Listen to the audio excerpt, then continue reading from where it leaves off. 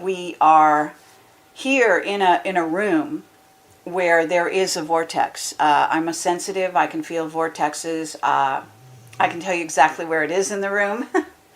And it starts affecting my third eye, my crown chakra, and the rest of the chakras, obviously. And you're very aware of it. Yeah. Oh, yeah. I mean, I've actually been doing a radio show with my brother, and we were on Skype video, and literally it was in this room here, but he could see with the camera into this area. Yeah. And he said, John, 2 grays just came through behind you. Turn around.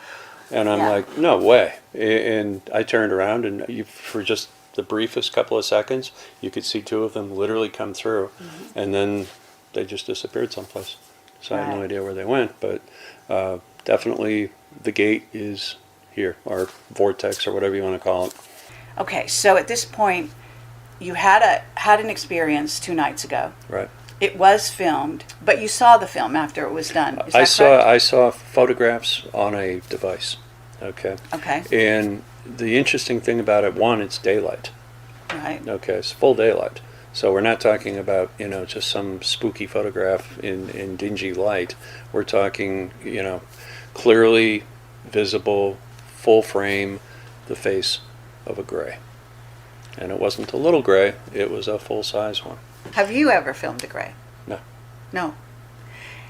Why is that? Is it because you've tried and failed, or did you just never try? The only time that I have ever seen the grays was when they were trying to do something bad, and so I was in the process of fighting with them.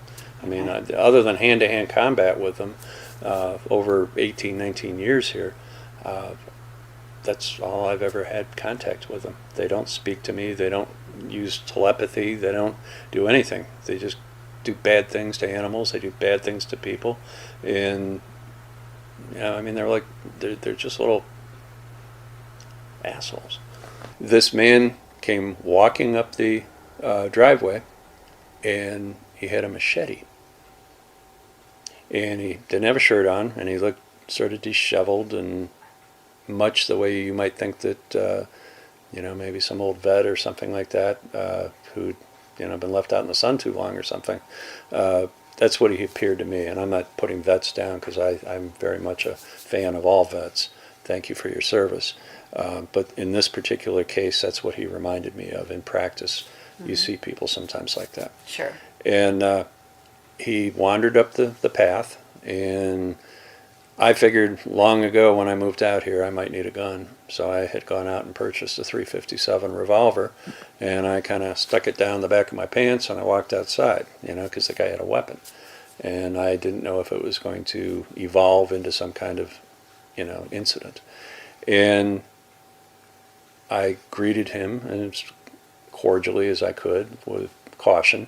And I said, good afternoon. Could I help you with something? And he looked at me and he said, what are you doing here? And I said, well, I just bought this property. And he said, you don't live here. And he mentioned the name of the people that we'd bought it from. He said, they live here, and they told me to make sure that nobody comes around here and messes with their stuff. And I said, well, sir, I'm sorry to tell you this, but they're gone. They don't live here anymore. And he said, well, you see that building back there on the back of the property? And I said, yes. And he says, that's where I live. And that's what we call our tack room. Okay, it's just a place where you store feed and saddles and things like that for the horses. And he said, that's my place back there. And I said, well, it's not your place anymore. That's part of my place. And I don't know you, and quite frankly, I don't need your services. And I'd appreciate it if you just kind of turn yourself around and head back out the gate. And he looked at me and he said, you're going to wish I was here. And I looked at him, and he had a firm grip on that machete.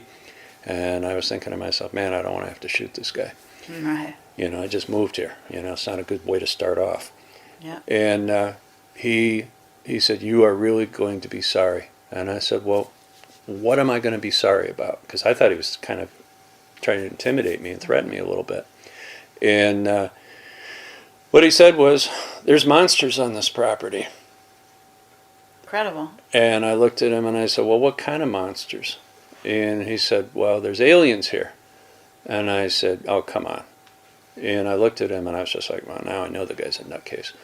You know, believe me, that has rung in my ears for 19 years that I was sorry that I said that. And he said, no, there's really aliens here. They're monsters. And I said, so what do you do that's important to, that you should be here? And he goes, well, I kill them. And I said, you kill them? And he goes, yeah, that's what this machete's for. Okay, so we're gonna go and film around here, Sure. and I'd like to hear the explanation of the sword, and so let's do that, and then we're gonna wrap this up because your dogs need to go out, and Right. Right. all that Gotta kind of do thing, ranch duty. and the lights are going down already, so we want to catch whatever filming we can outside as well. So if you can demonstrate the sword and tell me again how many grays you really think that you battled with, and why you chose to battle with a sword. If you look around, you see brick walls. Yeah. Bullets and brick walls, not a good thing. Okay. Now go ahead and show us the sword and why you. Again, you can't use bullets. So the grays were here. What were the I circumstances? experimented with 8 lots of different weapons. I mean, Okay, I so they started- came here and they're in. Are you talking about this room or anywhere in the ranch? No. There's a master bedroom on the other side over here, Okay. and they've either pretty much landed, embarked, I don't know what you want to call it, in there, Okay. or they've landed out on the area where the dogs are, where All the right. bird is, to the point where the bird has actually developed a vocabulary to describe them. Really? Yeah, I mean, she calls them the little dark ones. Oh. And she says, bad, bad, bad. And usually, I mean, she's kind of like my Flintstones alarm system. Yeah. Because, I mean, the moment something weird happens, she starts screaming, John! Yeah? And she screams my name. And you can hear her on the back of the property. Wow. That's how loud she is. She freaks out.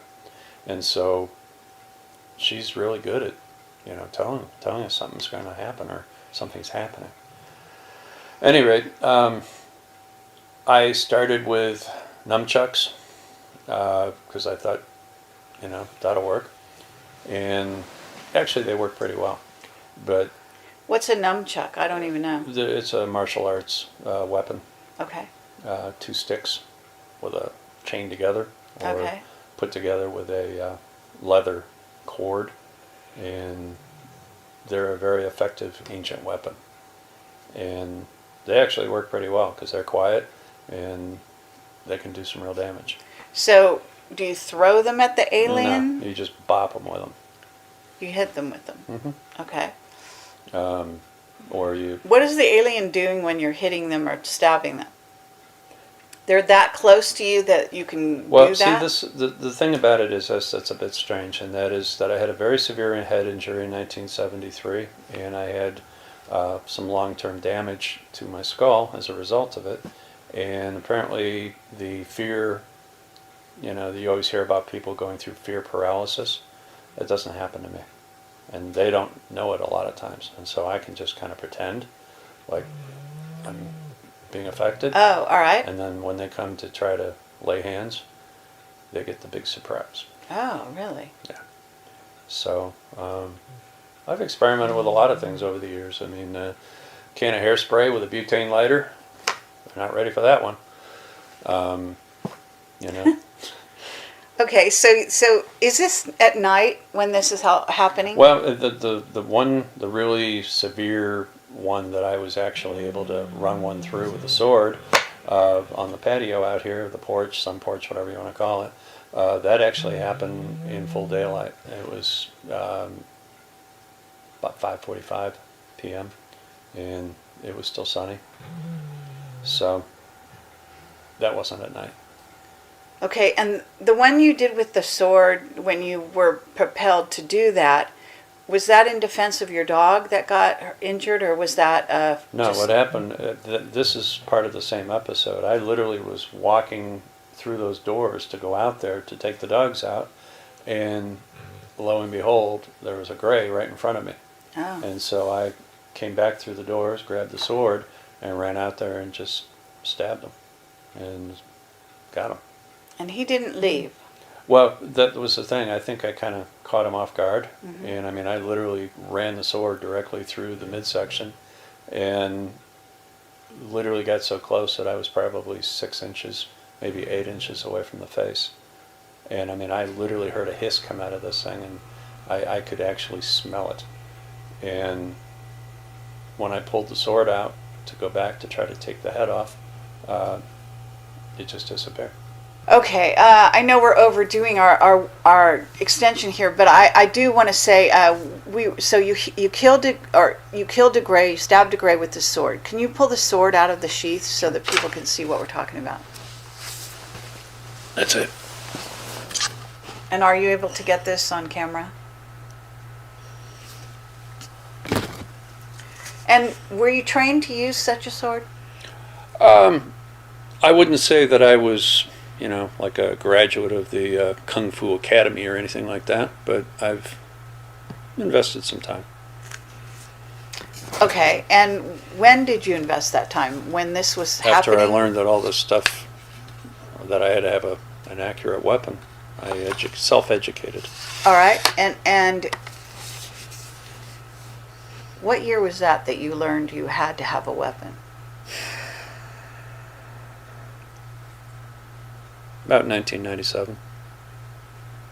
Long time. Been a while, yeah. I mean, I'm not like Bruce Lee or something. It's, No, this isn't Enter the Dragon. But you're still to this day using it? Yes, Okay. absolutely. How recently?